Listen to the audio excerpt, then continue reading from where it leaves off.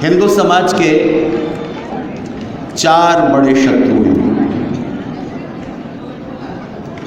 एक मुसलमान, दूसरे ईसाई, तीसरे कम्युनिस्ट, चौथे का नाम अभी बताऊंगा। विचित्र बात यह है कि हिंदू इस धरती पर किसी का शत्रु नहीं है,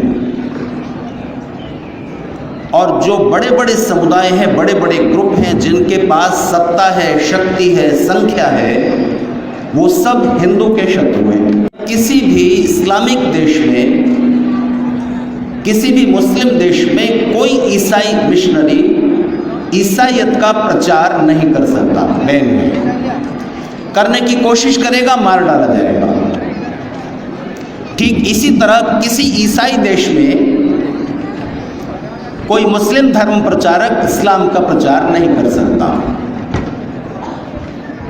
और कोई कम्युनिस्ट किसी ईसाई और मुस्लिम देश में कम्युनिज्म की विचारधारा फैलाने का प्रयास नहीं कर सकता, और ईसाई और मुसलमान किसी कम्युनिस्ट देश में नहीं जा सकते ईसाईयत इस्लाम फैलाने के लिए। इसलिए इन तीनों विचारधाराओं के पुरोधाओं के पास एक ही खेल का मैदान बचा है, और वो है हिंदुस्तान, हिंदू समाज। तीनों का हिंदू सम्मिलित शिकार है। वो शिकारी हैं, आप शिकार हो। और दुर्भाग्य की बात यह है कि जो शिकार है उससे पता नहीं कि उसका शिकार करने के लिए कौन कौन शिकारी किस किस तरह के जाल बिछा रहे हैं, किस किस तरह के षड्यंत्र रच रहे हैं।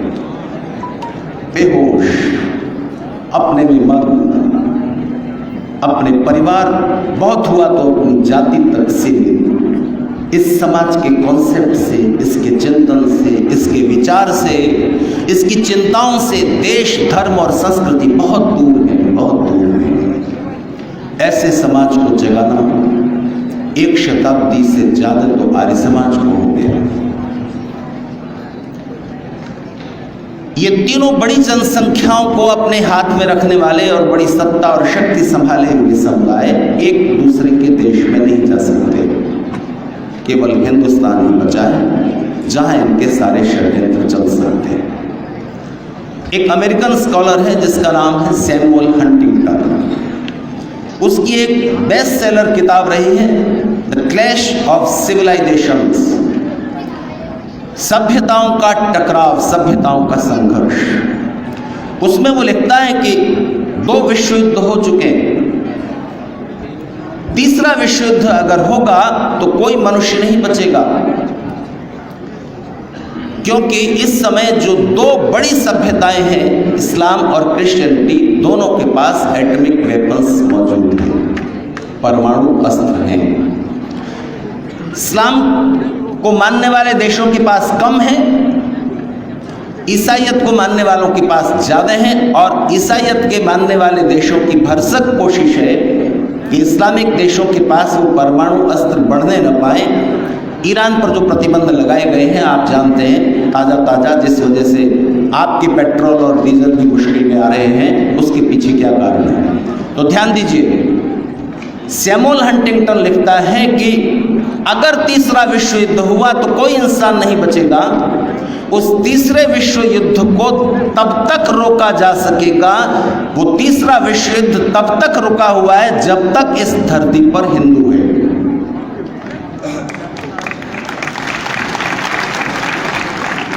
ताली बजाने वाली बात बिल्कुल भी नहीं है, चिंतित होने की है। सैमुअल हंटिंगटन कहता है कि तब तक तीसरा विश्व युद्ध होने से बचा हुआ है जब तक इस धरती पर हिंदू है। क्यों? क्योंकि हिंदू, इस्लाम और क्रिश्चियनिटी इन दोनों बड़ी सभ्यताओं का सीधा संघर्ष रोके हुए है, क्योंकि अभी दोनों का निशाना हिंदू है। जिस दिन हिंदू मिट जाएगा उस दिन उनका सीधा संघर्ष शुरू होगा। इसलिए सैमुअल हंटिंगटन कहता है कि अगर तीसरे विश्व युद्ध से पूरी मनुष्यता को बचाना है तो भी हिंदू का कैसी भी मरी गिरी दशा में सही जीवित रहना जरूरी है। अब आप चाहें तो ताली बजा सकते हैं, लेकिन बात इतनी आसान भी नहीं है।